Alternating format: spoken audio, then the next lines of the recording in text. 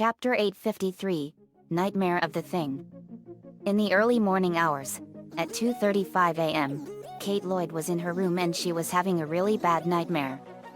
She was having a nightmare about what happened to her down in Antarctica at Thule Station, and she was seeing what she went through with the horror of the shape-shifting monster called the Thing. She saw her friends at Thule Station turn into horrible, grotesque monstrosities. Then one of them attacked and the dream broke. She woke up and gasped. It was now 8 a.m. Natalie and everyone came in. Natalie, Kate, are you all right? Kate L. Really bad dream. Maria, first, Lincoln. And now, you? Is everyone getting nightmares now? Natalie, Maria, now's not the time. Kate, were you having nightmares about the Thing again? Kate L. Yet. I was. Lori, that monster was terrifying. Natalie, you can tell us about it at breakfast. Kate L. Okay. We went to breakfast. We were having pancakes and eggs. Kate told us her dream. Me? Whoa. Kate, that's terrible. Alicia, that is almost like what we went through with the necromorphs. Me? This is a whole new different ballgame, Alicia. The Thing is a whole new different matter. Thing? You guys aren't talking about me, are you? Me? No, Ben. This is a different kind of thing. It's a shape-shifting alien monster that imitates life forms perfectly. Kate had a horrifying encounter with it down in Antarctica when she worked at Thule Station 37 years ago. It killed everyone but her, and she was forever scarred because of it. Kate L. Yes. It traumatized me. Thing? Oh man. That's awful. Cheen, what is this thing? Me, it's a horrifying creature, Cheen. It's a shape-shifting alien monster that can imitate life forms perfectly. I went over the history of the Thing from 1982, 2002 and 2011. Asterisk asterisk asterisk. In nature, the Thing is basically an ambush predator, isolating a potential victim or threat to consume and assume its form. In certain cases, usually when exposed or the person it assimilated is fatally inflicted, the Thing will discard all caution and defend itself by manifesting features that may be of its natural form, including tendrils, claws, and mouths. However, the Thing's most dangerous aspect is its cells, each a functional life form that can become independent from the main body when severed by force or separate to assimilate and self-preservation. For this reason, it is necessary to destroy the body down to the cellular level with incineration, an effective method. Behavior and intelligence. The Thing has only assimilation and self-preservation in mind, as it will selfishly save itself or even attack other forms of its manifestation/progeny in order to avert attention and suspicion. When the Thing is left alone with a suitable target, it will begin to split open and fire out tendrils, which grab the target and begin to assimilate it. In certain cases, after discovery or high chance of discovery, the Thing will sometimes perform divide and conquer tactics, as in the case of the assimilated Edward, which split up into 3 separate forms. One on his hand quickly detaches and animated itself before engaged and began assimilating Jonas. Another limb scuttled away soon after detaching for potential assimilation in a safer location, and the main body of the Edward Thing killed Derek and successfully assimilated Adam Finch, resulting a form of the Thing named Split Face. This is also performed, albeit much less successfully, by the Nora's Thing. When exposed, things will react depending on how big they are compared to the threat. Smaller things will generally attempt to escape and ambush prey when the individual is more vulnerable. However, a larger thing will usually attack prey head-on and attempt to overwhelm any hostiles instead of escaping, although if it has not completely lost its cover, it will attempt to flee. In terms of intelligence, the Thing's intelligence depends on the size of their manifestations. Smaller ones are quite stupid, dim-witted, nonsensical and reckless, while the larger ones, especially those who imitate a human, are quite cunning, manipulative, and formidably calculating. For example, Nora's mutated head foolishly let itself seen by McCready and his friends while scuttering away from them, that resulting its incineration. Because the thing can acquire the memories and knowledge of those who it previously assimilated, they can use the said memories and knowledge for their advantage, though only larger manifestations of the thing that more competent to do so. Thing Beast who has assimilated Sander was capable of taking control over UFO which brought it to Earth, while the assimilated Blair on the other hand, built a makeshift UFO and aware how dynamite works, as when ambushing McCready, it disposed the detonator before revealing itself to confront him. However, this not always apply to all larger manifestation of Thing Beasts. Rapture-type Thing Beasts, see below, have no intention of hiding themselves from view, as well as not manifesting useful appendages that supposedly give them advantage in battle like legs, and their chosen forms act primarily with little intelligence. A plausible explanation of this is likely Rapture-type Thing Beasts' own overconfidence against their foes, that they believe mobility to evade their foes' attacks unnecessary due to their formidable but stationary form. When exposed, the thing would attack anyone on sight to save itself. This somewhat serves as their psychological weakness due to their aggressive mood blinded them from serious threat that their foes unexpectedly posed on them. The thing who manifested from assimilated Juliet recklessly attempted to kill Kate and the others as soon as it unveiled its true form, which ironically led to its incineration.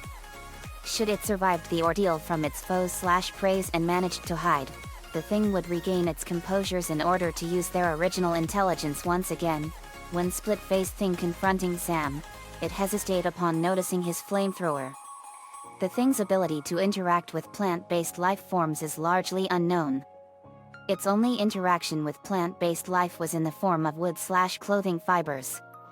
It cannot absorb these, as noted by McCready, which could suggest an inability to absorb plant cells or dead cells.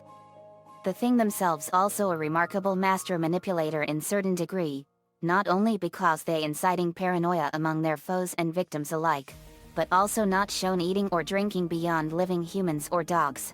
And it also leaves the bodies of killed humans or dogs untouched even though there is usable biomass, implies that it understands that potential hosts will react strangely to the presence of someone they know to be deceased.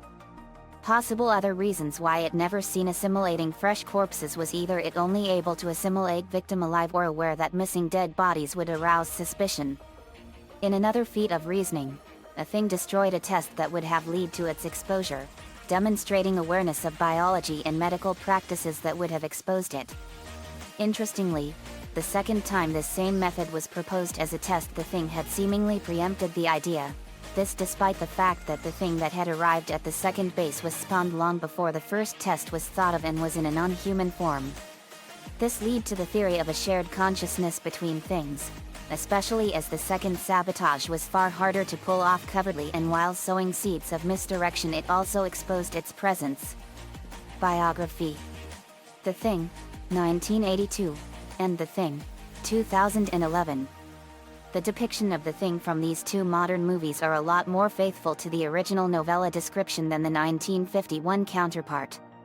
Its origin a mystery, the thing crash-landed in a spacecraft within the icy fields of Antarctica 100,000 years ago and was frozen attempting to escape. However, in 1982, the spacecraft and the thing were found by a team of American and Norwegian explorers/researchers under Dr. Sander Halvorsen from Thule's station, who hired Columbia University paleontologist Kate Lloyd to take a sample of the creature's blood as it was brought to the base in a block of ice. But later that evening, the thing bursts from the ice and kills Lars Alaskan Malamute, Jed, while ingesting Henrik before it was burned alive. However, an autopsy of the scorched alien corpse reveals that its cells are still alive and in the process of assimilating Henrik. When Kate realizes the thing already might have had assimilated others, she places the base on quarantine to weed out the thing based on those who still have metal fillings in their teeth and such, after her initial plan of weeding out the monster through blood sample test had been sabotaged by the thing. Due to the thing's ability of imitate, emulate, mimic, and appearing exactly like any of research members, paranoid began to set in. Eventually the majority of research team were infected and incinerated before Sander, having been infected, makes a run for the spaceship. Kate and Sam Carter, the only two surviving crew members, chase Sanders to the alien UFO where Kate and Carter got separated. Kate eventually manages to pursue and kill the monster and heavily damages the ship to be beyond any repair. After reuniting with Carter, Kate resolved herself to catch him off guard and incinerated him when he is discovered that his earring he previously wore was missing and pointed to the wrong ear when confronted. When Carter was set aflame, he emitted an inhuman scream, another evidence that Carter was the Thing. After this, Kate is left all alone, leaving her fate unknown. Meanwhile, back at the Thules station, Lars' dog, having been infected and lying low until the time was right, makes its way to an American Antarctic research station with Lars attempting to kill it before he was shot by LT. Gary, the station commander. Helicopter pilot RJ. McCready and Dr. Copper fly to the Norwegians' camp, finding the charred remains of the various things included the burnt yet preserved corpse that was the station's commander Edvard Wallner after it assimilated Sanders' assistant Adam Finch. After the two-faced corpse was brought to the base, the Americans realized the thing's presence too late when Lars' dog was placed in a kennel with the station's sled dogs and attempted to assimilate them all. After Childs incinerates the creature, with the team finding the ruins of the spacecraft, the autopsy done by Blair confirms the thing's nature as he later proceeds to trap everyone on the base and kill the remaining dogs so no one can leave until the thing is truly dead before being locked in a tool shed by the others, as they devised a way to weed out the thing by using its autonomous cells to weed out the assimilated. By the time that McCready and the other normal humans remain, they learn that Blair got assimilated and is building a small escape craft. Realizing that the thing may also intentionally freeze itself to wait for a rescue team in the spring, McCready resolves to kill it with dynamite around the complex. After the thing that Blair became is dead, with Gary and Knowles killed off prior, McCready finds Childs with both thinking the other got assimilated before seeing no point in distrusting each other as they would die of frost within hours. In video games. In the 2002 video game The Thing, which serves as sequel for the 1982 film and set 3 months after events of the said film, it is revealed that the Thing's still alive and waiting for more victims to absorb and kill. This time, there are more numerous manifestations of this alien life form at once, and worse, everything became more complicated as most of them have been captured as means to be repurposed into bioweapons by Gen Inc. Things went wrong, however. Following their escape, Whitley, the mastermind behind the experiment to modify the Thing into bioweapons, has injected himself with Cloud Virus, viral agent based on Thing's cells, and planned to infect the whole planet. Fortunately, Blake, the protagonist of the game, foiled his plan and destroyed him with help of McCready, sole survivor of the 1982 film, before he had a chance to infect the rescue team. In the video game, the Thing was regarded more like viral organism that has the ability to replicate the original biological entity, including their clothing. This likely due to in the said game, the Thing had further developed its ability, which intrigued Gen Incorporated to experimenting on it. Variants in game. Scuttlers. A form of Thing that has assimilated and formed from mutilated body parts, often from those whom already assimilated by Thing's cells. These autonomous small things' primary transformation involves manifesting teeth, arachnid-like limbs, and also a pair of strong hind legs that enable them to leap toward the non-assimilated life forms. Aside leaping, they could either attacking by biting or spitting digestive fluid as projectile. They could be crippled easily by crippled it first with few shots from guns before finished by a single blast from flamethrower. They were inspired by mutated form of Nora's head after mutated by Thing's cells. Scuttler pods. A form of Thing that in form of fleshy, blob-like biomass that immobile but dangerous due to manifesting scuttlers as means of defense. Their prime weakness is incapable of moving nor having alternate means of defense and can be destroyed by a blast of flamethrower and variety of firearms. Walkers. Form of Thing that manifest as humanoid monster with deformed torso, deformed claw hands, and insectoid legs that formerly humanoid ones. Their early form were brutish, muscular monster with a huge, transparent hole in their torso. Imitations. Imitations are form of Thing that previously introduced in the films. They perfectly assumed their victim's appearance and able to transform to their mutated form when their potential victims lower their guard. For the game incarnations, they tend to retain some elements of their host's appearance, like clothes that still intact though their limbs in mutated state, similar with the mutated Palmer in the 1982 film. Dog beasts. Thing beast that's similar with mutated form of Lars dog as both formerly has assimilated dogs. But unlike the latter, dog beasts still retain their limbs, though the said body parts also mutated to the point where they could support their weight as well as enable them to run at the tremendous speed. Ruptures. They are form of huge things that take up an entire room or even be part of the room integrated into the architecture. Typically, they have human forms embedded in them and attack with tentacles, teeth, and fluids. They are immobile and are confined to the location in which they are met, which made them vulnerable due to unable to avoid their enemies' attacks. Weakness and countermeasures. Though their deadly capacities in assimilation and other abilities made the thing became a villainous, threatening force to deal with, there's a number of methods that can be done to expose them.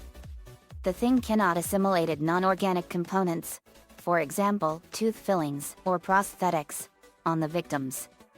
So, when one notice one of their friends not wearing any earrings/tooth fillings/prosthetics/other non-organic components that embedded/put on their body, they likely have been previously assimilated into a manifestation of the thing. This method is the least effective in exposing a thing's manifestation. Blood tests. There are 3 types of blood tests that can be done to differentiate regular life forms and the assimilated ones which actually a thing in disguise. Blood serum test.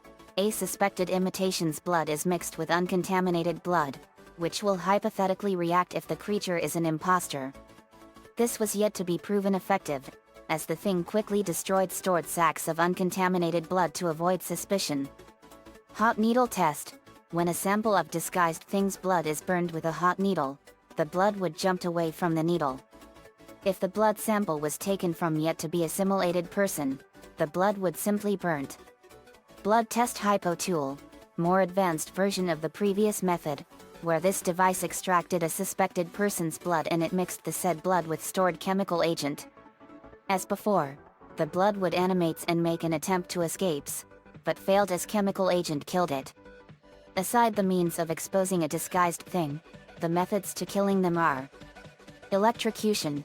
Electrocution works against the thing as the method would fry its cells as seen in Who's Got There, as well as implied by a thing's manifestation from Nora's body which suddenly reacts by chomping on Chopper's hands when the latter tries to electrocute him. Explosives. Explosive can obliterate thing completely into pieces, effective to weaken the larger thing beasts before incinerate their remains. Incineration. Incineration can kill the thing manifestation as fire would destroyed it in cellular level, but this mostly effective on medium to smaller sized thing manifestation, as the larger one had a chance to survive albeit incapacitated, as proved when split-faced thing whom part of it survived in spite of being heavily injured by Kate's flamethrower. The last 2 known weakness that the thing possessed are, as previously mentioned before, upon being exposed, a thing manifestation would angrily attack and assimilate anyone on sight which give their foes an opening. The thing had a limit in maximum size expansion during assimilation process, as had they grown too large during the assimilation process, this would transform them into a boiling mass of flesh and random body parts where in this state, hindered their mobility and made them vulnerable. Asterisk asterisk asterisk. Chin was horrified. Chin, that is a nightmare. Kate, I'm so sorry you went through all that. Kate L, it's all right Chin. But thank you for your concern. I've now gotten over my fear of the thing. But the nightmares still haunt me. Me, you're still having problems with your inner demons from long ago events. There's also a thing that was from before all this that we saw. It was made in 1951 from my dad's past. Kate L, really? I didn't know there was a movie before the one I know. Me, it was made in 1951. It was called The Thing from Another World. That is a whole different version of it. Lola, how so? Me, that version of the thing takes place at the North Pole and the creature was made of plant material. The one that Kate knows is made of blood, guts, and gore. Kate L, that is an interesting difference. Me, it is. Kate L, and it can imitate life forms perfectly. It causes extreme fear, distrust, paranoia, and dissension among anyone it comes into contact with. Sheen, That's horrifying. Poison ivy. If that thing monster has perfect shape-shifting abilities, it could have turned into anything it wanted. Me. Yes, it could. And it can turn into anything. Alicia. I can't believe this thing is that dangerous and elusive. Me. No kidding. We can go deal with Kate's inner demons later. Right now we're gonna go on a tour of the Baxter building. Sheen. What's that? Me. It's the main base of operations for the Fantastic Four. Sheen. Oh, that is so cool. Me. Yep. Professor Richards aka Mr. Fantastic owns it. We've been there before and it's loaded with all kinds of things. Sheen. Wow. Me. You want to come with us, Sheen? Sheen. You bet I do. Me. Great. We later went to the Baxter building. Asterisk asterisk asterisk.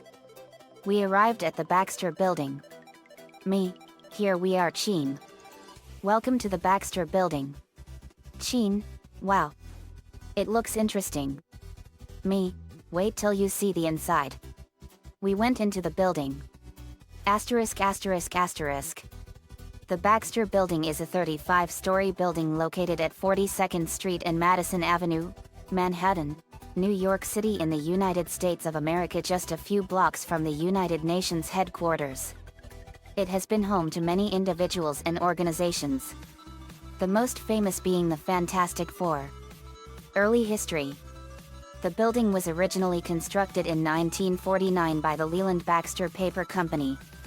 The building's steel frame construction utilized the first application of K-bracing in the world and is one of the strongest structures of its kind. Originally designed to accommodate pulp recycling machinery to serve the mid-Manhattan area, each floor was given a ceiling height of 24 feet. World War II. It first became a headquarters to superheroes in the late 1940s. In September of 1946, when the original headquarters of the All-Winners Squad was destroyed in a battle against Madam Death, their leader Captain America set his eyes on relocating the group's base of operations to the future site of the Baxter building. The group finally moved into the partially completed building until April of 1948. They remained tenants of the building until the group disbanded later in February of 1950.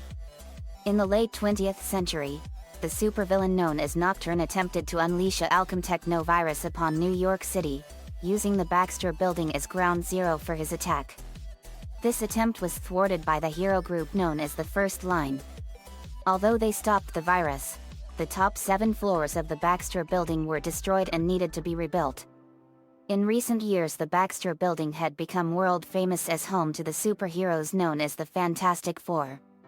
When the Fantastic Four's military liaison suggested the building as their new headquarters, team leader Mr. Fantastic agreed that it fit the needs of his group. Reed had purchased the building outright. Reed tapped his former professor Noah Baxter, part owner of the building, to assist him in reconstructing the top 5 floors of the Baxter building to suit their needs. Much of the equipment originally installed in the Fantastic Four's headquarters was a collaborative project between the two men. The group moved in shortly after reconstruction began. Initially, Reed bought that section of the building outright, though the Fantastic Four continued to pay monthly service fees. When they were in a tight financial situation a year later, Reed sold the Fantastic Four's floors back to the Baxter Paper Company.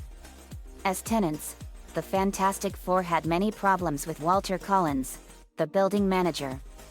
Whereas Mr. Collins had originally been delighted that a real superhero team was moving into his building, he soon began to see the problems in such a situation. When Dr. Doom lifted the entire building into deep space, relations cooled between the manager and his tenants. Other tenants worried that their offices might become battlegrounds and, as their leases ended, many of the building's original tenants did not renew. Nor did new tenants appear to fill the vacancies. In desperation, Mr. Collins offered all tenants ironclad, 99-year leases with significant discounts in their rents. Still, problems continued. Occasionally either the thing or a foe would be driven downward through the building, tearing a shaft through floor after floor. Battles occurred on the outer walls of the building. Explosions were a common occurrence. No insurance company would write a policy on any organization maintaining offices in the Baxter Building. Collins also discovered that losing the Fantastic Four as tenants would not solve his problems. During a period when the Fantastic Four had split up and vacated their headquarters, Collins discovered that no one would rent their former headquarters. There was too great a fear that supervillains would attack those floors regardless of who now lived there. When the Fantastic Four later reunited, Collins was forced to accept the FF back as tenants, and grudgingly agreed to charging them a lower rent as well. Then one day Terax the Tamer disintegrated everything above the 32nd floor. Collins was fed up. He stormed into the remains of the headquarters and announced he was evicting the Fantastic Four. Reed suddenly exercised a lease option and bought the entire building outright. That was the last that was seen of Collins. As landlords, the Fantastic Four tried to be considerate of their tenants, but their sudden foray into land ownership proved to be a challenge. They wished most of the tenants would voluntarily leave, but they realized they were required to honor Collins' special leases. The final act in the Baxter Building's history came when Christoph Vinod, Dr. Doom's adopted son, sent the entire building once again into orbit, this time blowing it up. Fortunately, no one was in the building except for the Fantastic Four. Still, when the Fantastic Four returned to the empty Foundation, they found angry tenants demanding action. Reed announced that he would establish an insurance pool to cover the tenants' losses and to help them find new offices. Then he set about designing a new headquarters to be erected on the same site. Reed eventually constructed the Four Freedoms Plaza to replace the destroyed Baxter Building. It served as the FF's headquarters until they were seemingly slain by the psychic entity known as Onslaught. The Four Freedoms was later co-opted by the Thunderbolts as their new headquarters. It remained their headquarters. Part of the building was dumped into the negative zone. Meanwhile, the Fantastic Four turned up alive and well and were returned to Earth from a pocket dimension. They took up residence in a new headquarters dubbed Pier 4, because the Four Freedoms was uninhabitable. Ultimately, the rest of the building was teleported to the blue area of the moon by Ronan the Accuser during a battle against the Fantastic Four. This left a vacant lot in the place where the Four Freedoms used to stand. The Fantastic Four continued to use Pier 4 as their headquarters until it was destroyed in an attack by their longtime foe Diablo. By that time, Reed and Noah Baxter had reunited to build a new Baxter Building, which was being secretly constructed in Earth orbit on Baxter's Alexandria space station. When the building was completed and activated by the Fantastic Four, it was lowered into the empty lot where the original Baxter Building and Four Freedoms Plaza previously resided. The Baxter Building remained the Fantastic Four's headquarters for some time, until they hit more financial troubles. Forced to pay for the damages they caused to New York City over the years, Reed was forced to turn over the property to the city of New York, and the FF were promptly evicted from the premises. Eventually, the Fantastic Four were able to obtain a windfall of money and reclaim their former headquarters. Most recently, the Baxter Building was shattered by an attack by creatures from a pocket dimension. The building was later ordered closed down by SHIELD. Although the Fantastic Four ultimately defeated the Quiet Man, who masterminded recent events to take them down, the Fantastic Four decided to disband for the time being. Parker Industries. Over a year after this, and following the apparent demise of Mr. Fantastic and the Invisible Woman, the Baxter Building came up for sale. Rahcon, Alchemax, and other corporations attempted to claim it, but it was purchased by Parker Industries not only to be the New York headquarters of the company, but to keep it safe for when the Fantastic Four reunited at long last. At first, Johnny was angry at Peter for buying their home, but upon learning why and seeing the statue of the family in the lobby, Johnny gave his blessing to Peter. A few months later, Parker Industries dissolved, and with its end, the Baxter Building had to be sold. The Fantastics. The building was eventually bought by the new superhero team the Fantastics, who made it their headquarters. After Mr. Fantastic and Invisible Woman returned from repairing the multiverse, Mr. Fantastic decided to let the Fantastics keep the Baxter Building. He told a confused Human Torch that the Fantastic Four were a family, not a building. The lobby. The ground floor contained Abe Schunstein's snack shop, an optometrist's shop, a visitor's center, the elevator bank, and the freight loading dock. The visitors center was as close as most people could get to the Fantastic Four. A multimedia show on the Fantastic Four's history was shown hourly from 9 to 4. The floor directory listed building tenants such as Pierre Piccolino, a famous abstract sculptor, the Ladies' Canasta, Mahjong Society, and Fantastic Four Inc. Elevators. 3 elevators serviced floors 1 through 30. The 4th elevator was marked by the Fantastic Four's insignia. This was the express elevator to floors 31 through 35, the Fantastic Four's headquarters. The elevator could only be summoned by a solenoid activator such as were embedded in the Fantastic Four's belt buckles. Normally this elevator stayed on these floors and only descended to street level when summoned. On the way up, hidden scanners identified the passengers and checked them for hidden weapons or devices. If questionable material was found, the elevator would stop in mid-shaft until the Fantastic Four was prepared to deal with the intruder. All elevators doubled as freight elevators. 30th floor. If a visitor chose to take one of the regular elevators, he was taken to the 30th floor. The bulk of the floor was occupied by the building's mechanical systems, plumbing, ventilation, and elevator winches. Acoustic insulation kept the noise from affecting the Fantastic Four's reception area. This floor also acted as a buffer zone to absorb damage from battles in the upper floors. It also contained the magnetic repulsion system. This system was designed to lift the upper floors away from the rest of the Baxter building, the theory being that this way the rest of the building could have been protected from a particularly damaging battle. The system was designed as a compromise to placate Collins, the building manager. It was controlled from the computer center on the 33rd floor. Reception area. All the typical visitor saw on the 30th floor was the Fantastic Four's reception area. The visitor was greeted by Roberta, a Usiform robot. Her visible half, above the waist, appeared to be an attractive blonde in her 20s. Below the waist she was a pivoting arm attached directly to her desk. Roberta was tied directly to the Fantastic Four's computer system and could monitor the entire building. The reception room was also filled with hidden scanners to probe visitors. If the visitor were hostile, the floor was rigged to deliver a stunning electrical shock. Once the visitor had been cleared, a panel opened to reveal a lift to the 31st floor. 31st floor.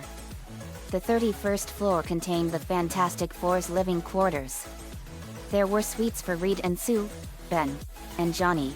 Originally Sue and Johnny commuted, using their suites when convenient, while Reed and Ben were permanent residents. Several guest rooms for other Fantastic Four members and the extended family, and the dining and living areas. After the building was bought by Parker Industries, Spider-Man uses one of the rooms as living quarters, while Johnny crashing in said room on occasion. Peter also converted Johnny's original room into the executive bathroom. 32nd floor. The 32nd floor contained more living areas, Alicia Masters' studio, when she was a resident, the medical lab, the library, and reference room.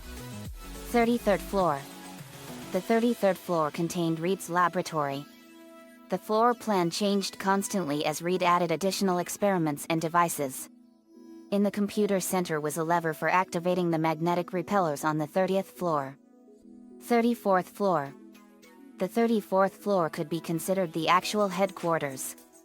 The computer banks, monitor banks, communications center, and briefing room were all there, as well as the overflow from Reed's laboratory below.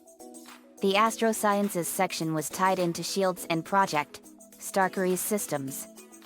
35th floor. The 35th floor contained the hangars for the Fantastic Four's various vehicles, storage space, and a machine shop capable of building or repairing vehicles. A reinforced door in the corner led to the launching silo for the Fantastic Four's rocket ship. This passenger ICBM was launched and stored in a heavily muffled silo with vibration-absorbing walls and exhaust pipes leading all the way to the Hudson River. The other vehicles were on platforms that carried them around the floor and over to the launching hatch. The roof. The roof was flat and featureless. A large Fantastic Four insignia marked the retractable hatch for launching and landing vehicles. If a Fantastic Four vehicle approached, the hatch would open automatically. There were a series of observatory domes located at various spots on the roof. Originally a permanent dome was located on the corner opposite the rocket silo. The last dome was closer to the silo but retractable. The entire dome could be lowered through the floor to the 35th floor hangar. This left the roof completely clear for action and eliminated the only hiding place for a trespasser. The observatory equipment included a computer-linked telescope and twin telescopic cameras. Construction. Windows are 2-foot-thick composites of various glasses and plastics which are mirrored on the outside. Solid, armored, exterior walls are also mirror-clad and are indistinguishable from transparent sections. The top 5 sections of the Baxter building are completely airtight. All doors are airlocks. Complete environmental support, including atmosphere, is provided by the area between elevators 2, 3, and 4 on all floors. The building's steel alloy framework may be rigid enough to be stood on one corner and not deform, though Reed himself stated that this was due to the use of tactile telekinesis by Gladiator. Stairs. While the fire stairs extended the length of the building, they were blocked by a Fantastic Four insignia marked door on floor 34. The door opened automatically from the inside or could be externally opened by a solenoid activator. Since the door was never used except in emergencies, its opening triggered alarms in the master control and computer systems. This prevented intruders from entering the Fantastic Four's headquarters by way of the stairwell. Security systems. The Fantastic Four's master computer controlled all locks involving the upper floors. Such locks could be manually operated or overridden by either the master control or the computer system. The computer system maintained visual, audio, biophysical, and electronic surveillance on every section of the building. The building was equipped with devices that could disrupt the functioning of a single targeted device or stop the functioning of all electrical machinery within the Baxter building. This system could be activated by the computer, by Roberta, by someone in the control room on the 33rd floor, or by anyone who might punch the panic buttons located in every room. If the button were pushed, the field would envelope the entire building. Asterisk asterisk asterisk. We went into the building. Carrie, welcome to the Baxter building, Sheen. Sheen saw amazing cutting-edge technology and more. Sheen, wow. It's so high-tech. Me, it is. Everything they do here has cutting-edge technology that is decades more advanced than what we have now. Sheen, that's amazing. Me, it is. Stan Lee then appeared as a scientist. Stan Lee, well, you guys are doing good. Me, Stan Lee. Sheen, you're a scientist now? Me, he's full of surprises. Sheen. He appears in these parts when you least expect it. Sheen, that is so cool. Stan Lee, that's right, true believers. Thanks again for rescuing me. Me, anytime Stan. You're one of the greatest comic book creators of all time. We would do anything for one of our heroes. Excelsior. Stan Lee, Excelsior. Everyone, Excelsior. Stan Lee left. Sheen, that is so awesome that Stan can appear like that. Me, he always has had a knack for appearing in places never thought possible. Sheen, I can see that. We saw Thing's room. Cliffjumper, to Thing, I see you got your room back to normal. Without the pink color, of course. Sheen, it was pink? Me, Johnny decided to pull a silly prank on Ben by painting it pink. It really infuriated him. Thing, it sure did. Me, they were just looking for a good laugh. Ben. No harm done. Thing, that's true. But it did feel humiliating. Me, I know. Blot, how are you enjoying the Baxter building so far, Sheen? Sheen, it's incredible. Me, it sure is. We continued to explore the building and it was unforgettable. Asterisk asterisk asterisk. Later back at the estate, we were watching both movies for The Thing from 1982 and 2011. We were watching 2011's The Thing first and it was horrifying. The 2011 movie takes place 3 days before the events of the 1982 movie. In the winter of 1982, a buried alien spacecraft is discovered in Antarctica by Lars, Petter, and Olav, members of a Norwegian research station, Thule. American paleontologist Kate Lloyd is recruited by Dr. Sander Halvorsen and his assistant Adam Finch to investigate. They fly to Thule in an American helicopter operated by Carter, a pilot, Jameson, his co-pilot, and Griggs, a crewman. The scientists are met by Station Chief Edvard, Juliet, and Carl. After seeing the spacecraft, the scientists examine an alien body buried in the ice nearby, and make plans to excavate it. That evening, the new arrivals meet the rest of the base: Jonas, Henrik, Colin, and Lars Dog. The next day, the body is excavated in a block of ice, which gradually melts in storage. In the evening, Jameson sees the alien burst from the ice. The team search for the creature, finding Lars Dog dead. The creature is found. It kills Henrik by dragging him into itself, spattering blood on Olav. The group burn the creature, killing it. An autopsy finds a metal implant of Henrik's outside of his body, and further that the creature's cells were copying Henrik's. Olav falls ill. The next morning, the helicopter crew departs with Olav, for McMurdo. During takeoff, Kate discovers dental fillings near a bloodied shower. She runs outside to flag down the helicopter. When it attempts to land, Griggs transforms and attacks Olav. The helicopter spins out of control and crashes in the mountains. Kate finds the shower has been cleaned up and tells the team that the alien organism imitates its victims. Noting that Thule's helicopter is away for refueling at Hawley, Edvard orders the team to drive to the closest base. Juliet lures Kate into an abandoned room, transforming and attacking her. Kate escapes, but the Juliet creature instead kills Carl. Lars arrives with a flamethrower and burns the Juliet creature. The team resolve to quarantine themselves until the threat is eliminated, and discuss scientific tests. That night, Carter and Jameson improbably stagger back to the base, out of the cold. Suspecting them as creatures, the group isolate them. Thule's laboratory is sabotaged, and tensions flare. Inspired by her earlier discovery, Kate proposes a simple test: everyone must open their mouths to check for dental fillings. The alien does not assimilate inorganic or metallic material, and so people with fillings are cleared. The test implicates Sander, Edvard, Adam, and Colin, who have no visible fillings. Lars and Jonas go to get Carter and Jameson for testing, and as Lars searches an outer building, he is suddenly pulled inside. Chaos erupts, and Carter and Jameson break into the main building, shooting Petter dead and puncturing his flamethrower's tank.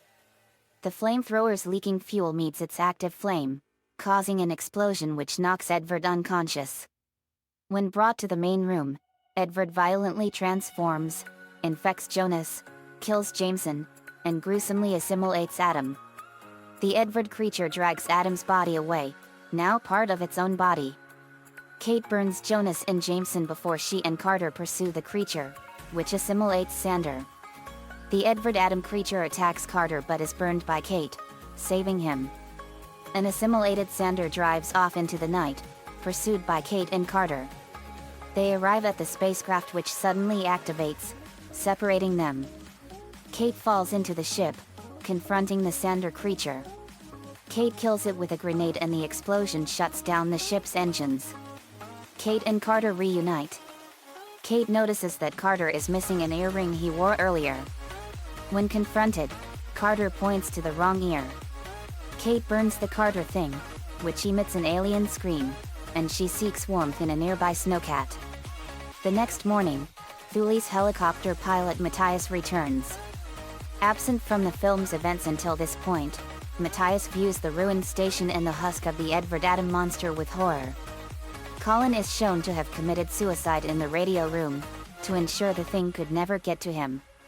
Lars shoots at Matthias and orders him to open his mouth. Lars' dog, thought dead, emerges and runs away. Lars orders Matthias to start the helicopter and give chase, leading to the start of the 1982 movie.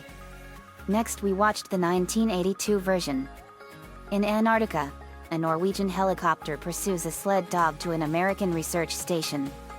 The Americans witness the Norwegian passenger accidentally blow up the helicopter and himself. The Norwegian pilot fires a rifle and shouts at the Americans, but they cannot understand him and he is shot dead in self-defense by Station Commander Gary.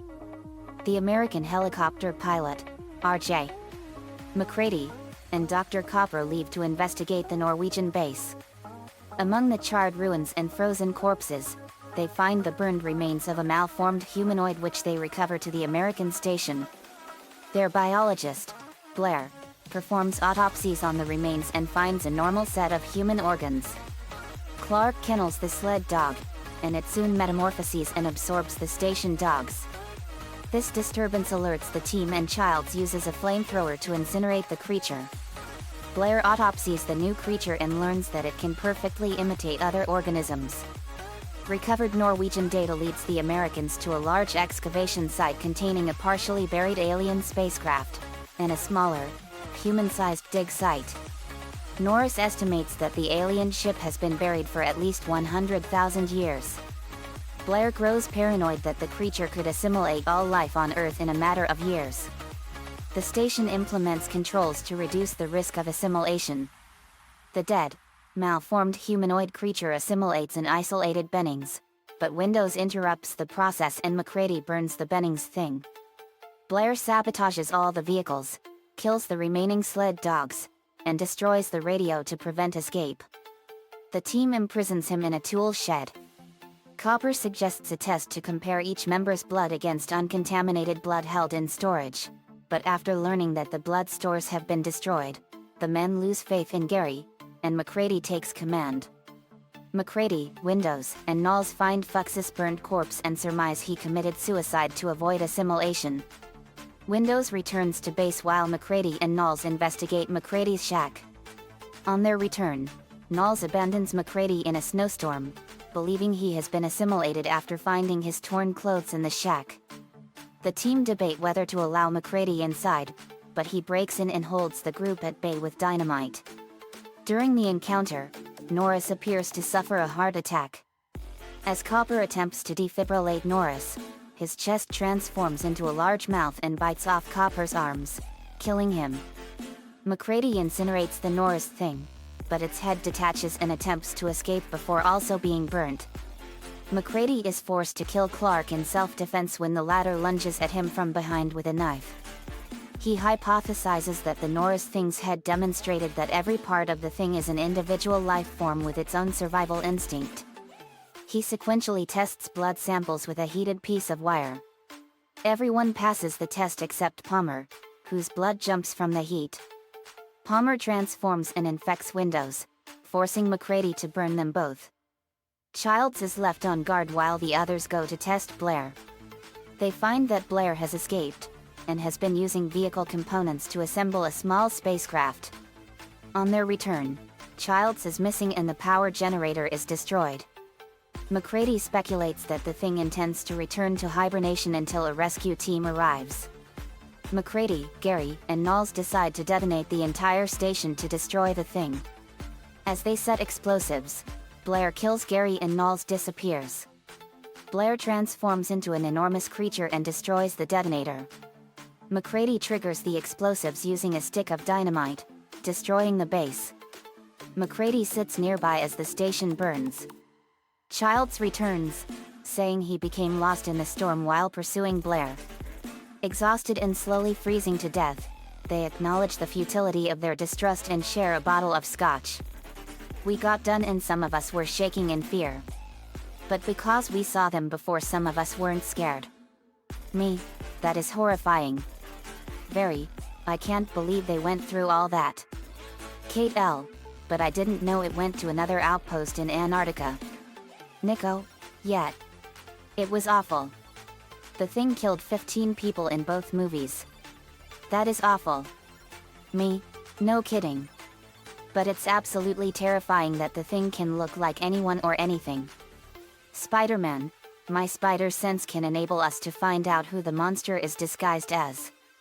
Me. It doesn't work that way, Peter. The thing has the ability to imitate life forms perfectly. Our best chances are to use my Omnitrix to flush it out or use the blood test McCready thought up. His findings were good. Lana, they sure were. And I think our powers can protect us from the thing should it get to us. Me, they will, Lana. Good point. Lincoln, also I heard that there's a video game for the thing. Me, that's right, Lincoln. It's for PlayStation 2. I showed him said game. Me, this game takes place in 2002, 20 years after the events of the 1982 movie. Kate L. I didn't know that there was a video game for the movies. Me, yep. Let me show you guys. I put the game in and played it and everyone was watching. Asterisk asterisk asterisk. The game begins at US Outpost 31 in Antarctica, a short time after the events of the film. Two teams of US Special Forces have arrived to investigate the US camp and the nearby Norwegian camp. Captain JF. Blake, voiced by Persoli, is the leader of Bravo Team, who are investigating the US camp, whilst Alpha Team, under the command of Captain Pierce, investigate the Norwegian camp. Both teams are under the overall command of Colonel Whitley, William B. Davis, who is in constant communication via radio. Whilst investigating Outpost 31, Bravo Team soon discover the small spacecraft made by the Blair thing in a tape recorder with a message from R.J. McCready, describing how nobody trusts anybody anymore. They then find information detailing how the base has been infiltrated by an extraterrestrial life form that is capable of imitating the physical appearance and characteristics of any living organism it assimilates. They also find the body of Childs, one of the two survivors at the end of the film, who has died from hypothermia. The film's other survivor, McCready, is nowhere to be found. Under orders from Whitley, Bravo Team set up C4 explosives throughout the facility, which are detonated remotely, destroying the outpost. Whilst the rest of Bravo Team are airlifted to safety, Blake heads to the Norwegian camp to locate and reinforce Alpha Team, with whom contact has been lost. He soon learns they have been attacked and scattered by a horde of scuttlers, small limbs and appendages of much larger things. Eventually Blake finds Pierce. However, he has become paranoid, believing everyone to be infected and demanding Blake agrees to a blood test to prove he is still human. Blake does so, and he and Pierce set out to find a way to re-establish communication with Whitley. However, they are soon separated, and with no other choice, Blake continues on, finding the radio room, but discovering someone has stolen the radio and fled into a nearby warehouse. En route to the warehouse, Blake encounters Pierce in an observatory. However, he is infected, and rather than allow himself to turn into a thing, Pierce shoots himself in the head. Blake continues to pursue the man with the radio, eventually discovering that he is a thing. Blake kills him, and takes the radio. Moving on, he enters the Pyron sub-facility beneath the Norwegian base, learning of a company called Genink, who have installed a research team under the command of Dr. Sean Faraday, John Carpenter. Genink had been conducting biological experiments on the things when their team was infected, and now only a few survivors remain within the facility. Blake rescues Faraday and attempts to leave. However, he is prevented from doing so by Whitley, who shoots him with a tranquilizer gun, and reveals to Faraday that he has infected himself with the Thing gene, claiming it to be controllable, something of which he is living proof, and therefore demonstrating its capability as a weapon. When Faraday attempts to eradicate the Thing virus, Whitley kills him. Blake awakens in the now abandoned Strata research facility, and learns that his cells have a unique resistance to infection by the Thing virus. After escaping his confinement, he unearths a government conspiracy whereby Genink isolated a microbiological form of the Thing called the Cloud virus, which was intended for use in biological warfare. However, the Thing infected everyone at the facility. Blake learns that Whitley was in charge of the entire operation, and has injected himself with a strain of the virus known as Cloud Virus B4 in an attempt to cure his terminal cancer. Blake fights his way through the facility, battling numerous Black Ops under Whitley's command, as well as many things. Learning that Whitley plans to distribute the Thing virus around the world using a fleet of airplanes, he is able to destroy them before they take off. Eventually, Blake confronts Whitley himself. He sets him on fire, but Whitley is unhurt. He explains that an airlift team is on its way and when it arrives, he will begin global exposure. Whitley flees further into the base, pursued by Blake. At the partly excavated site of the original Thing's spaceship, Whitley transforms into a massive Thing creature. Blake encounters a helicopter pilot, who helps him defeat the Whitley Thing. As the helicopter flies away from the base, the pilot reveals himself to be R.J. McCready. Asterisk asterisk asterisk. After 10 hours of playing, everyone was horrified. Lana, wow. That was intense. Lola, that was scary. Me, it was. Kate L, that was worse than what I went through. Me, I know Kate. Sorry you had to see all that. Kate L, it's alright JD. Sheen, wow. Nico, but it's good that Blake beat the Thing and saved the planet from a major global contamination. Me, yep. Also Sheen, I did a really cool transformation that involved the Thing. Sheen, really? Me, yep. It was back on Halloween in 2016. Just a couple of months after I moved here. I revealed everything that happened during the events of Tricked. Sheen, wow. You used a Thing transformation to scare 2 major league jerks? Me, yep. It was a fusion of all the monsters from both movies and the video game all together. Lucy did an awesome corn maze back then and we scared the living shit out of them. I have it all on video. Watch. I put in a movie of what happened during the events of Tricked. Asterisk asterisk asterisk. Luna is playing on her organ. Luna. When darkness falls on the house of Loud. Around every corner, new terror abounds. You don't want to lose your head.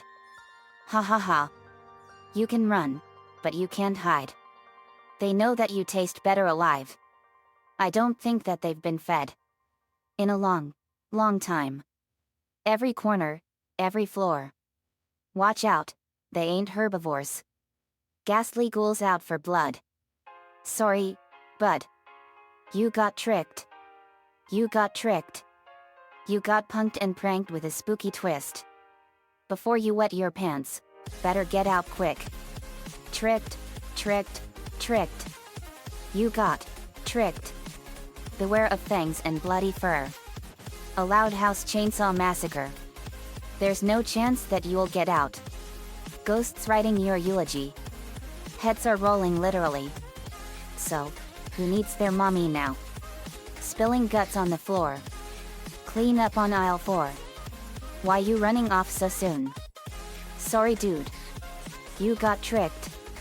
You got tricked. You got punked and pranked with a spooky twist. Before you wet your pants, better get out quick. Tricked, tricked, tricked. You got tricked.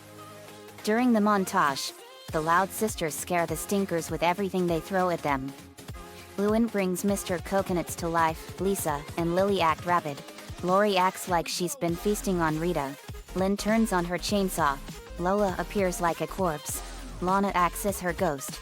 Lenny walks around blindly under her dress with Gio rolling in his ball with the fake head still on. Lainey was stirring a monster-filled pot and cackled like a real witch. Very was in her dark side mermaid form and she terrified the stinkers by snarling and hissing and spraying the stinkers with water that smelled really horrible. I unveiled my surprise. I had my eyes covered by my hair and I start to change. I become a hideously gruesome and horrific monstrosity loaded with blood, guts, body parts, tentacles, and more. I was a fusion of every single horrific monster from the movie The Thing. The monsters were from the 1982 and 2011 movies and the 2002 video game. Lightning flashed behind the monstrosity and flames from the netherworld flickered around it, and it scared the stinkers so bad that it made them soil their pants 3 times.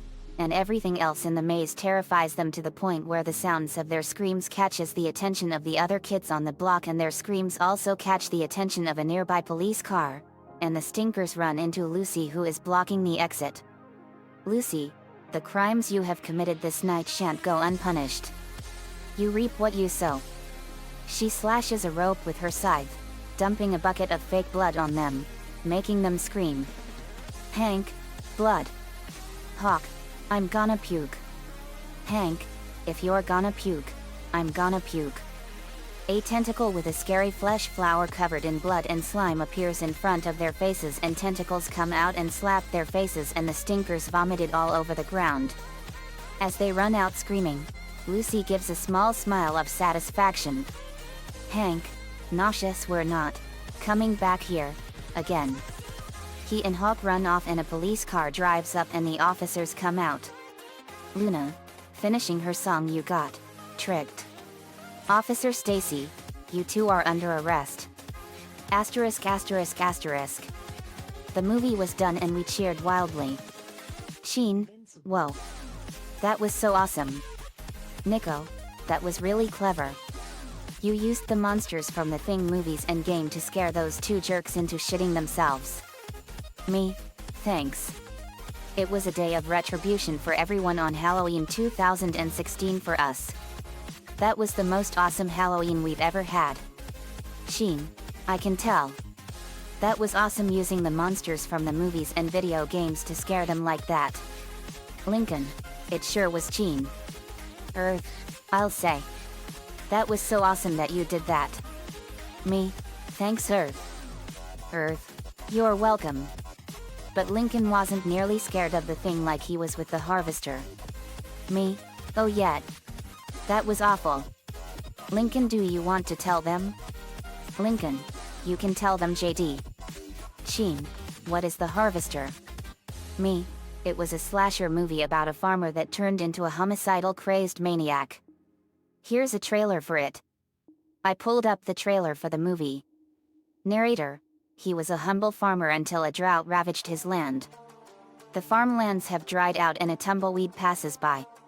Now, he's found a new crop. The farmer's eyes turn red with pure evil, and he suddenly starts killing innocent victims by slashing them apart with his scythe, killing them and harvesting their organs in a cooler. Human organs. He is. Me in a diabolical voice, and the narrator, the Harvester. I laugh diabolically. Narrator, opens this Friday. Sheen, boy, that is a sick movie. Me, Lincoln saw that movie and he was scared to death. He was forever scarred by it. Lincoln, yet. But I'm not scared of it anymore. Me, we helped Lincoln destroy the Harvester when he had a really bad nightmare about it. We used the simulator hooked up with Lisa's dream machine to help him face his fear. Nico, wow. That is genius. Me, yet it sure was. Lincoln is now no longer terrified of him. Kate L., I'm sorry that happened to you, Lincoln. Lincoln, it's okay, Kate. But after everything we saw in both the movies and the video game, we now can face the Thing. Me, we sure can. Let's head to the simulator for some action. Everyone, yet. We went to the simulator. Asterisk asterisk asterisk. We got ready for the coldest and most terrifying adventure we could face since the terror of the necromorphs. We were in our warmest fur parkas since we were going to Antarctica. Me, when we go to Antarctica, it's gonna be bone-chilling cold down there.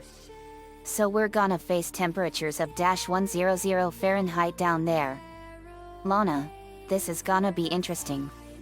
Lola, it sure is. Lainey, this is gonna be a terrifying adventure. But I'm ready for anything that comes our way. Me, yep. Let's do it. The simulator activated and we found ourselves in Antarctica back in 1982. We were right outside of Outpost 31. It was a cold place. Me, Outpost 31. Nico, sure looks like a nice place to work in.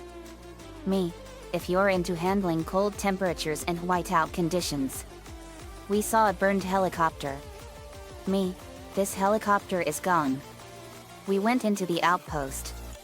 We saw the crew looking at a man shot. Me, wow. What happened to him? McCready, who are you guys? Me, we apologize for arriving unexpectedly. We introduced ourselves. McCready, pleasure to meet you all. RJ. McCready. Helicopter pilot. Bennings. Nice to meet you. Norris, Vance Norris. Pleasure. Knowles, cool man. Name's Knowles. Blair, I'm Blair. Pleasure. Gary, I'm Gary. Pleasure. Clark, I'm Clark. Copper, I'm Copper. The Doctor. Fuchs, I'm Fuchs. Childs, name's Childs. Pleasure. Windows, I'm Windows. It's a pleasure. Palmer, I'm Palmer. It's an honor. Me, pleasure to meet you all. Kate went up to the man that was shot and she recognized him. Kate L., that's Lars. McCready, do you know him, Kate? Kate L., yeah. He's Norwegian. He's the snowcat driver and dog handler. Me, he got shot through the eye.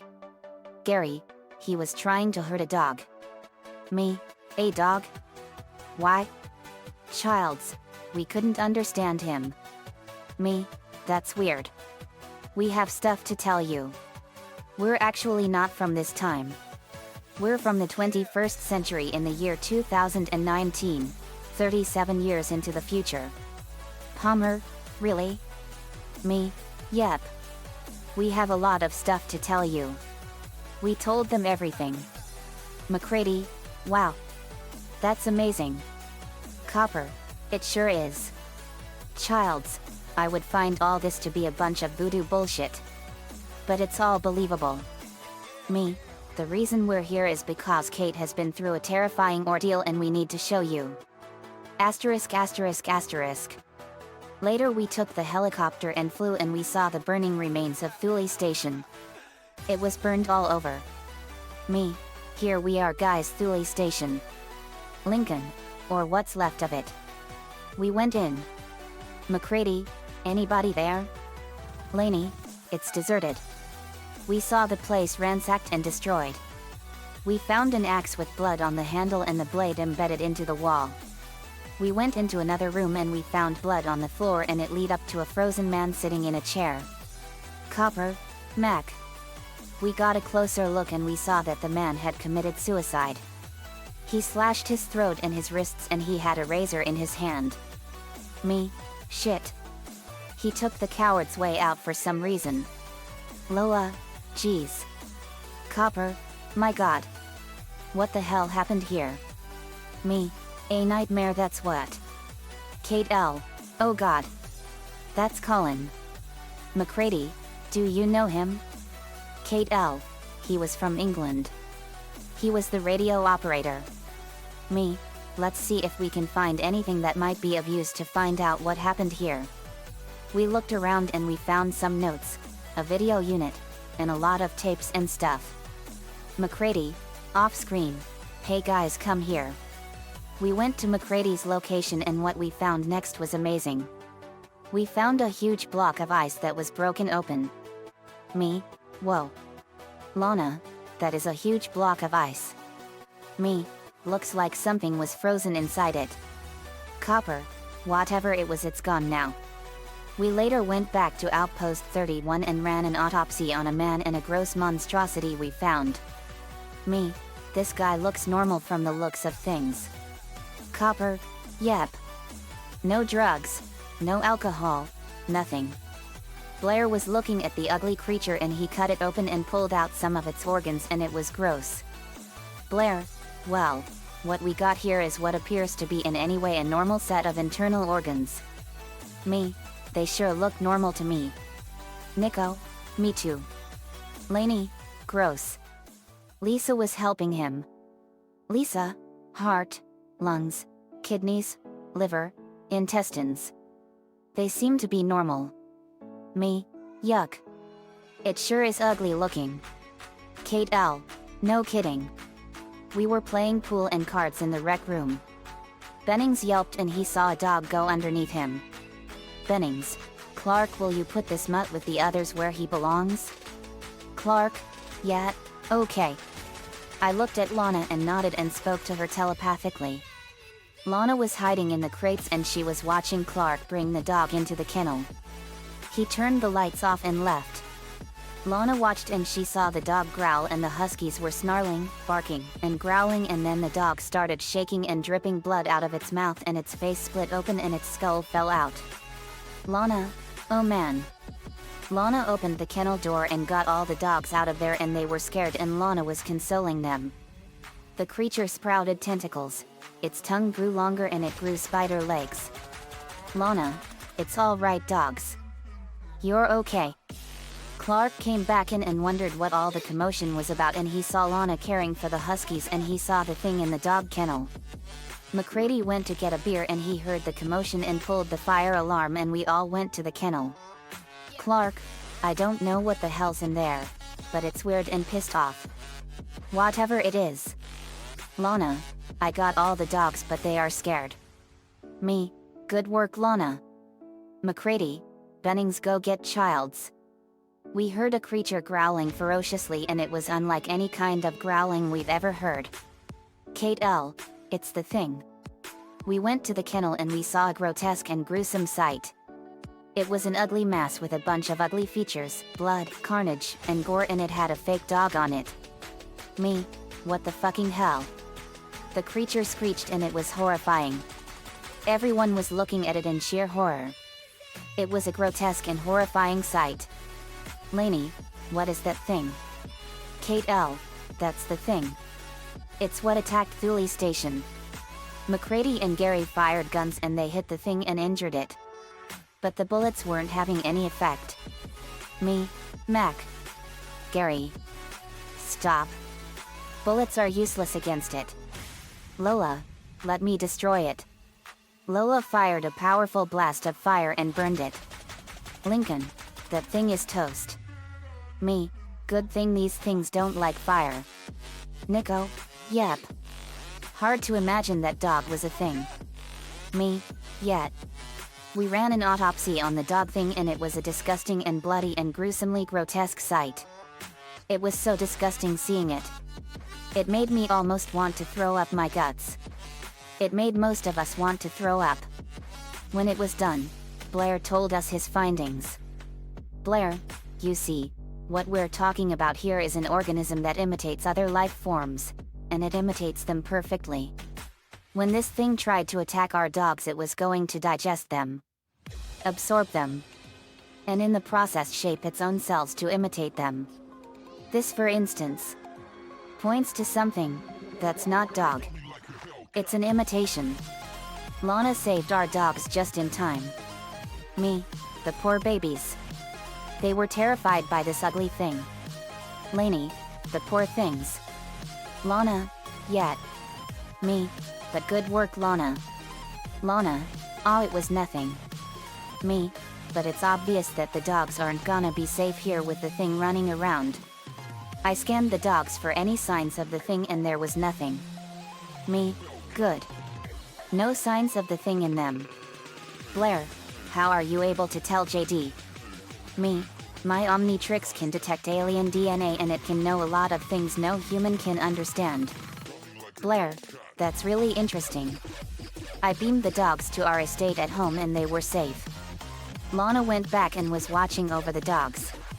We looked over the tapes from the Norwegian camp and we saw that the people of Thule Station were digging around something. Gary, where'd they take these shots? Me, somewhere far from the looks of it. Norris, seems like they were spending most of their time someplace northeast of their camp at about 5 or 6 miles.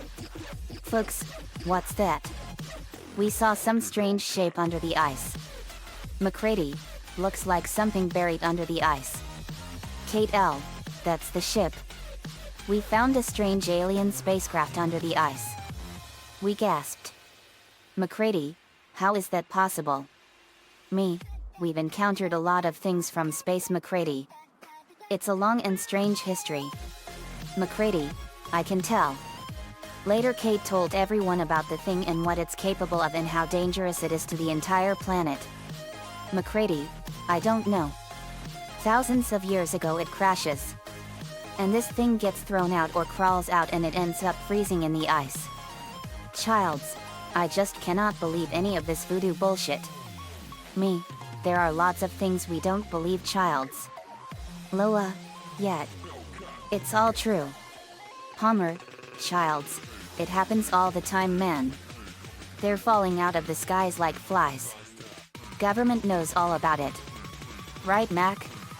McCready, I believe it. Me too. But a lot of things are out there.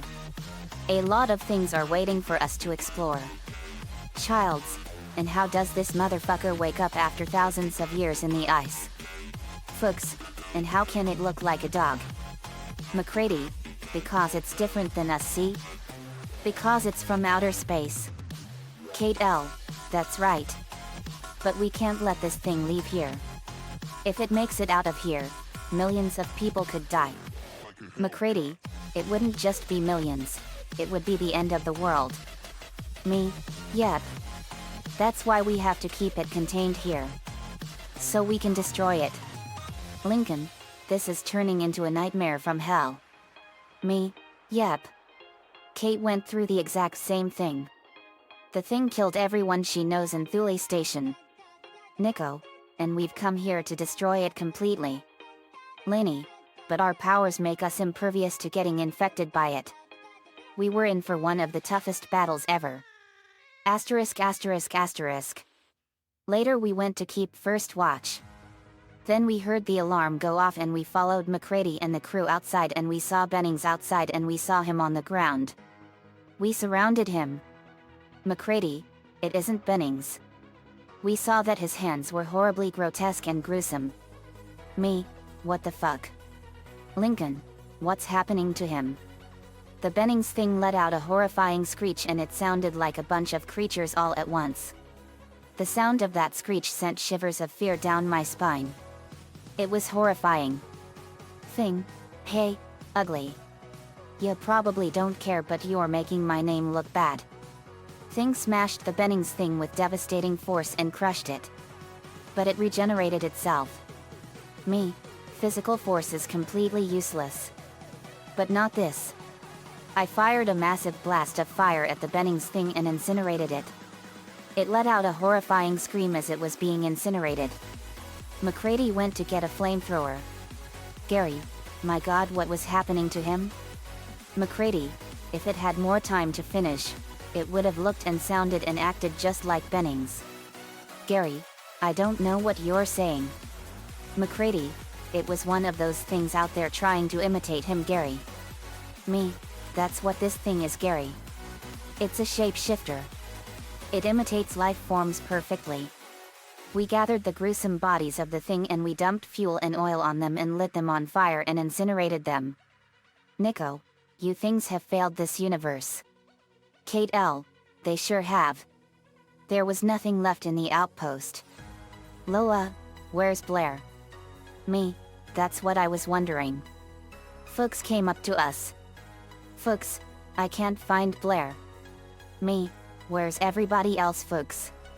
Fuchs, Windows is still in the radio room trying to get through and everyone else is in the rec room. Me, we'll be in there shortly.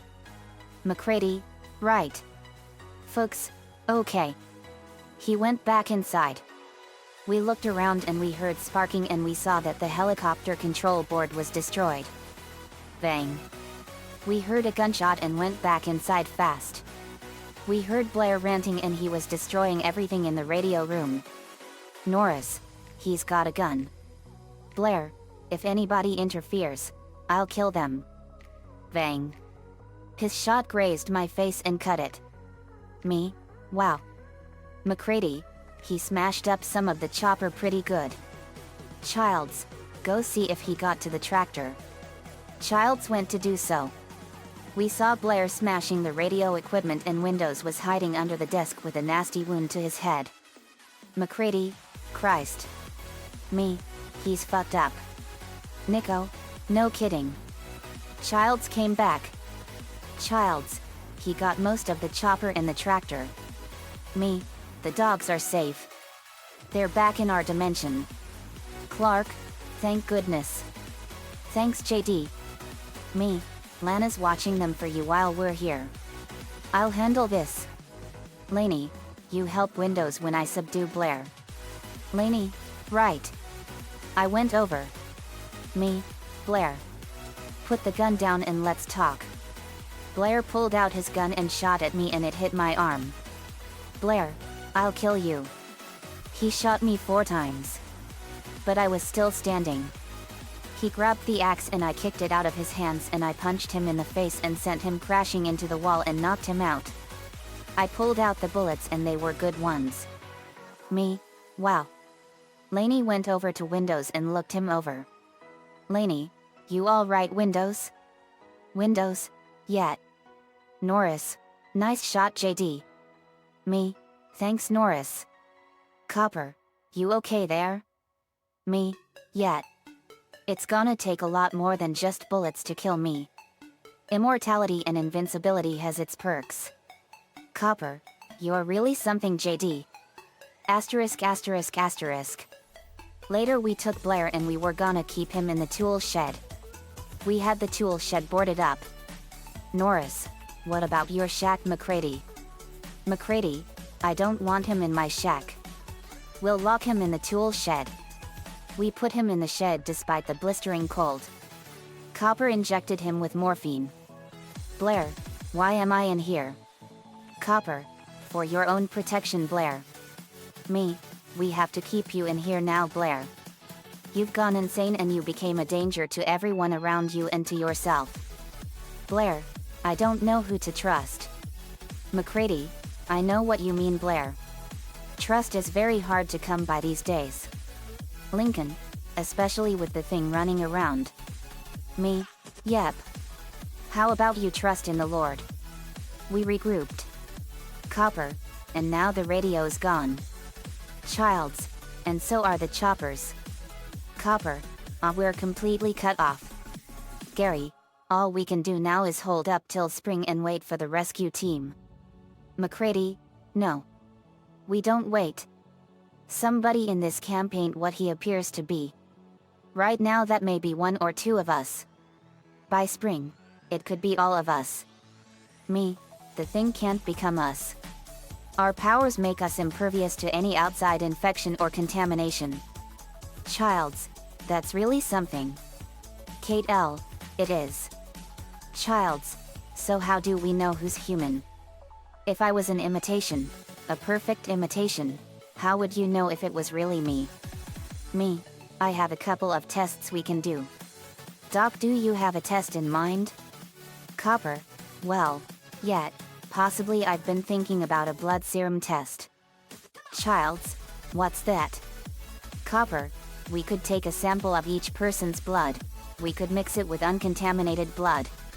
I suppose if there's a reaction, we'd know who isn't human. Me, that test might work. And if it doesn't, I can use my Omnitrix to scan for the thing inside you and flush it out. McCready, good idea. We'll go with the doc's test first. Me, okay. Folks, we've got whole blood in storage. Gary, hands Copper some keys. Start working on that. McCready, keep an eye on Clark. He was close to that dog. Me, we'll keep our eyes peeled. I'm sorry Clark, but I'm afraid this is for your safety. Clark, I understand. McCready, let's do it. Me, okay. Folks, Mac. We need Blair's help. He's the only one that knows this organism. McCready, he's too far gone folks. But get the rest of his notebooks. Start going through them. Me, Lisa and Kate can help you with this folks. Folks, okay. We got to work. Asterisk asterisk asterisk. Fuchs and Copper went to the storage room and we found blood pouring out of a refrigerator. Fuchs opened it and saw that the blood packs have been ripped open. Fuchs, Gary. Hey you guys. Come here. We went to the storage room and we saw the blood was all over the floor. Me, what happened? Copper, somebody got to the blood. Norris, what? Childs, where's Clark? Clark, right here. McCready, wait a minute. Wait a minute. Was this broken into? Fuchs, no, the lock is undamaged. Somebody opened it, closed it, and then locked it. Me, looks like somebody tampered with it somehow. McCready, who's got access to it? Me, usually Doc, right? Copper, yes. I guess I'm the only one. Gary, and I got the only key. McCready, would that test have worked, Doc? Copper, oh I think so, yes. Kate L, I think it would have worked too. Norris, somebody else sure as hell thought so. Me, sounds like the thing doesn't want to be exposed. Lisa, that could be a logical assumption. Me, Kate, you tried to think up a test to see who wasn't human at Thule Station, right? Kate L, yes. But it was sabotaged and the lab was set on fire. Lincoln, sounds like this thing is that crafty. Nico, no kidding. McCready, no shit. Well, who else could have used that key? Gary, nobody. I just give it to Copper whenever he needs it. McCready, could anybody have gotten it from you, Doc? Copper, I don't see how. As soon as I'm finished, I return it right away. I sensed distrust building. Windows, great. He started to back away in fear. Fuchs, when was the last time you used it? Copper, day or so ago I guess. Me, Gary, you gave Windows the keys when Bennings was killed, right? Gary, yeah. I did. I suppose somebody could have lifted it off me. Childs, oh, come on. That keyring of yours is always hooked to your belt. Then everyone started yelling. I broke them up. Me, alright you guys. That's enough. I know you guys don't trust anybody now, but that's what this thing wants. It causes fear, paranoia, and distrust among everyone it comes into contact with. Nico, J.DS right. We have to find out who's human somehow. Me, and since the blood test is out of commission, we'll use my test. Then we heard some clattering. Gary, Windows. Me, uh-oh. Windows went down the hall and he got to a gun cabinet and kicked through the window and got a rifle. Gary had his gun pointed at him. Gary, put that down. Windows, fearful, no. Gary, I'll put this right through your fucking head. Windows, you guys gonna listen to Gary? You're gonna let him give the orders? I mean, he could be one of those things. McCready, wait a minute. Just take it easy, put the gun down. Put it down. Gary, you don't want to hurt anybody. Gary, right. Me, Gary, look at him. He's totally scared out of his mind. He's in a state of total fear. Now please. Let's just go with my test and then I'll flush out the thing. Gary, I know you didn't go near that blood. But I have a feeling I know who did. Gary then handed me his gun. Me, first we got to burn the blood packs and the bad blood. We did so. We went into the rec room and I had everyone in the outpost but Blair tied down. Me, I know this isn't right. But unfortunately it's what we have to do. Gary, we understand. McCready, I know I'm human. If you were all these things, then you'd just attack me right now. So some of you are still human. This thing doesn't want to show itself. It wants to hide inside an imitation. It'll fight if it has to. But it's vulnerable out in the open. If it takes us over, then it has no more enemies, nobody left to kill it. And then it's won. Me, okay. I know you're all scared. But we can get through this if we work together.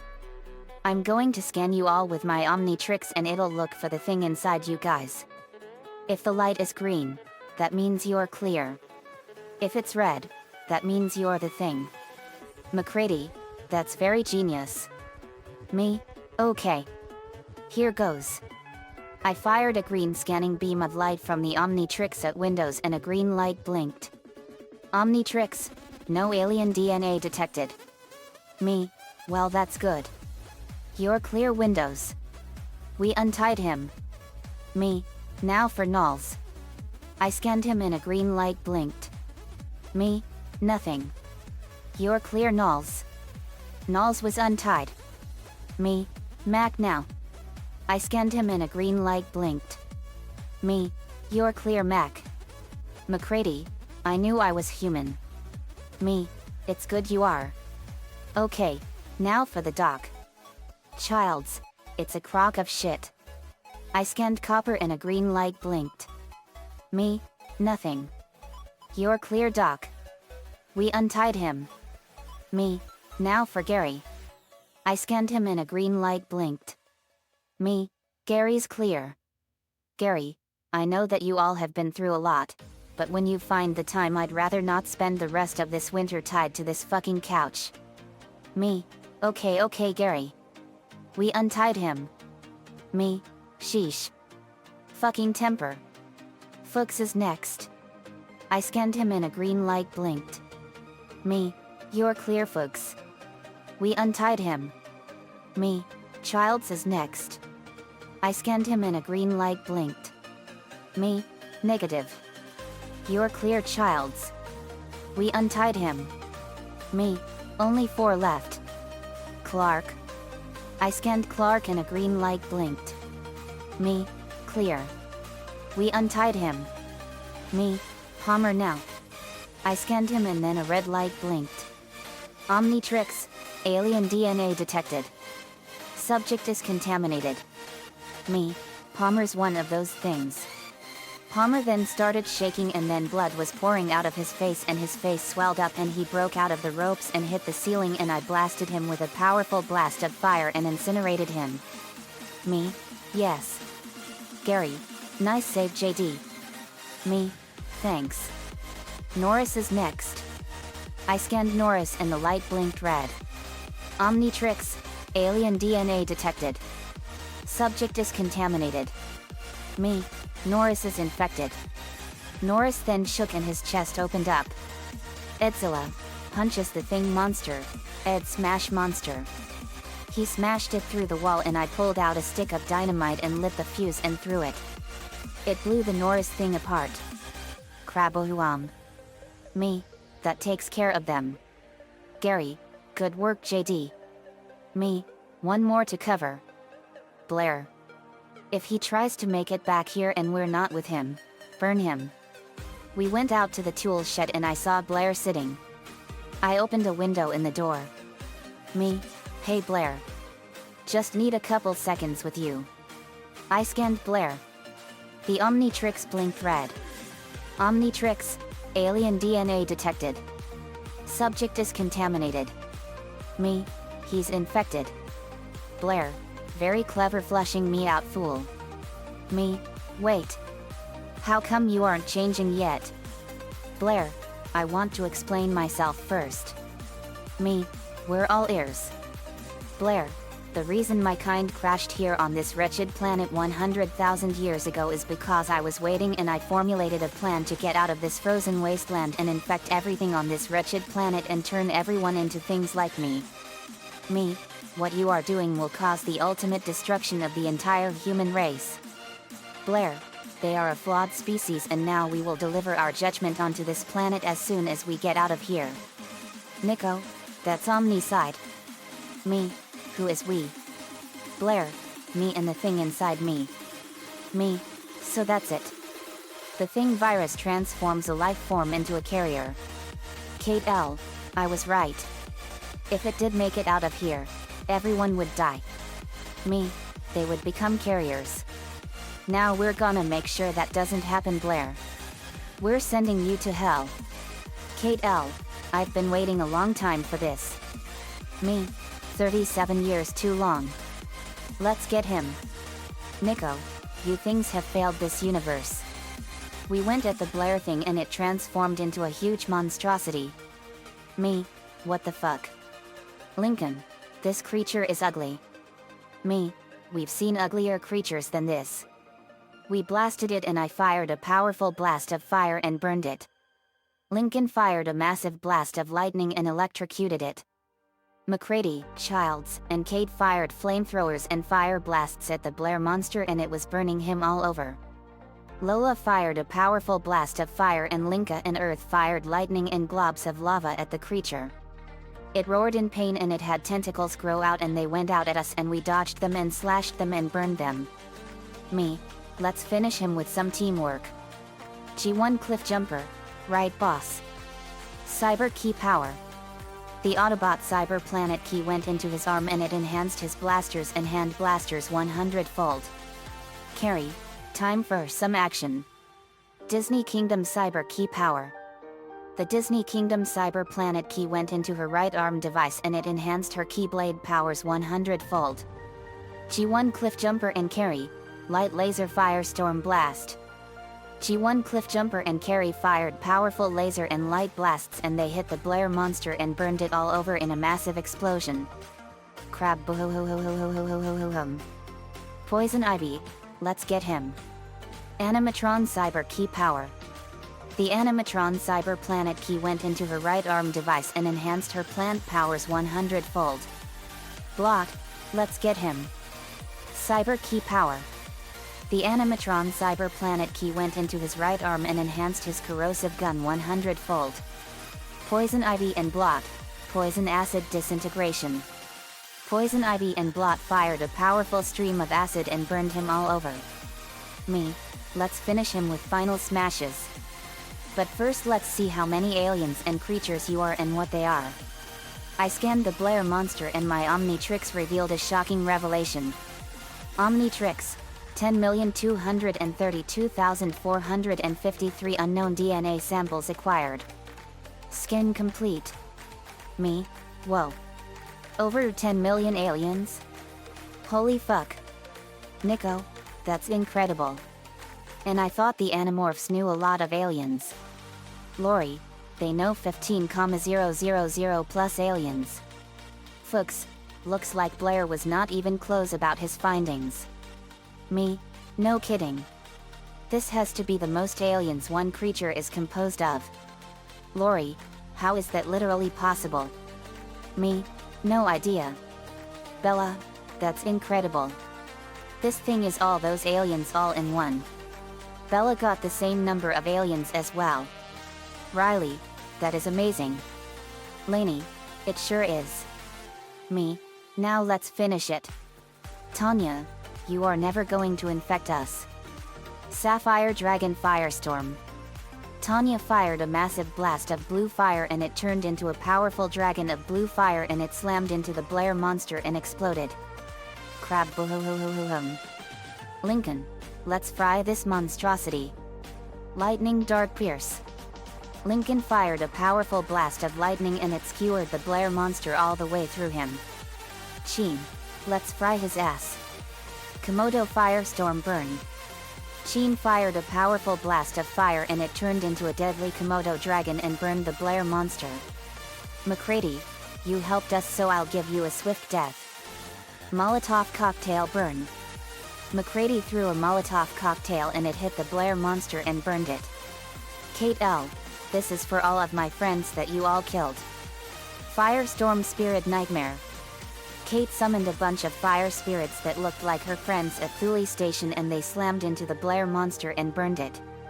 Me, now for the grand finale. Kate, Mac. Kate, let's do it. Me, Kate and Mac, yeah fuck you too. We fired a powerful energy blast and it hit the Blair monster and exploded with incredible power. Crab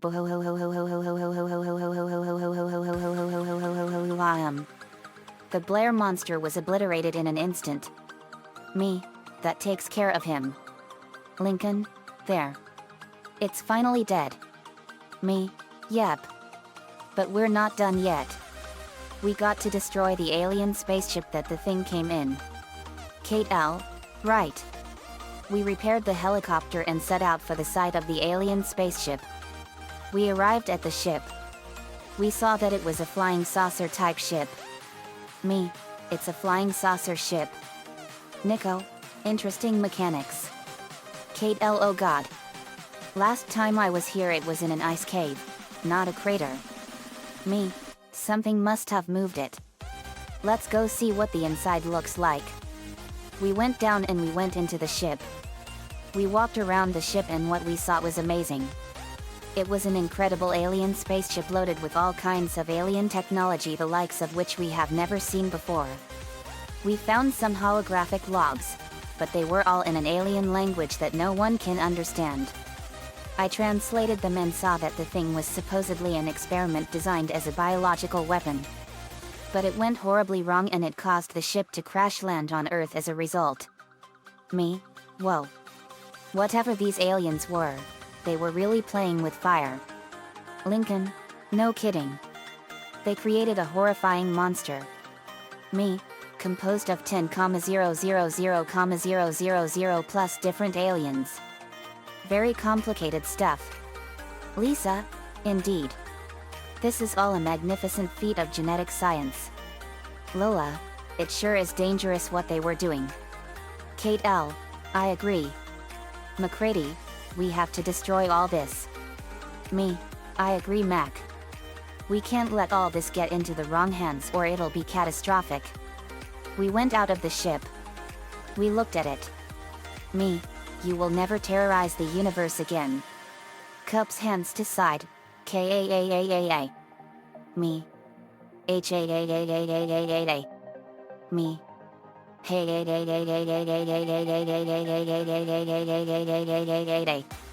I fired a powerful Kamehameha wave at the ship and it hit it and the whole ship exploded in a massive and powerful explosion. Crab.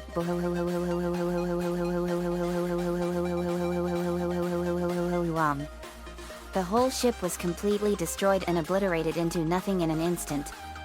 When the smoke cleared, there was nothing left of the ship. Me, that takes care of that. Kate L, my nightmare is finally over. Kate then looked at me and hugged me and she broke down crying hard and her cries were full of sadness and grief. I hugged her as she was crying. Me, it's okay Kate. It's okay. Just let it all out. I was comforting her. She was crying hard after everything she went through. She was wailing hard and her crying was making our hearts hurt. She went through a horrifying nightmare that was worse than 100,000 hells put together. It was a nightmare no one ever wants to experience in 250,000 lifetimes. Mac and the survivors of Outpost 31 went with us. The nightmare of the thing had been erased from all of existence forever. Kate L, to the viewers, if you plan on going down to Antarctica, make sure that there are no horrifying alien monsters that are shape-shifting creatures with you there. Me, good advice Kate. McCready, thanks for saving all of us JD. Me, anytime Mac. Nico, the thing has failed this whole universe. Me, it sure has Nico. Nico also caught a Tapu Leel and Tapu Bulu. Kate's friends at Thule Station have been avenged. Clark's dogs were now our dogs too. I love Huskies and Malamutes and they are cute. The end. Asterisk asterisk asterisk. Another fanfiction complete and part 2 of the 13 Days of Horror saga done. The thing has been a really horrifying movie that scared me really bad ever since I first saw it. When I was 18 I was so terrified of it that it sent me into these terrible panic attacks of pure fear. I got these really bad nightmares and they were awful. I saw both movies for The Thing from 1982 and in 2011 and everyone in that movie did a great job in both movies. The Thing video game from 2002 was really scary. I didn't play the whole thing, but it was really terrifying. The final boss at the end, the Cloud B4 carrier, was a huge and horrifically ugly monstrosity. But as I watched the movies again and again I got stronger in courage as I realized that it was not real. But I'm not scared of the movies anymore. Nico-chan 11 gave me the ideas for this one. Thanks man.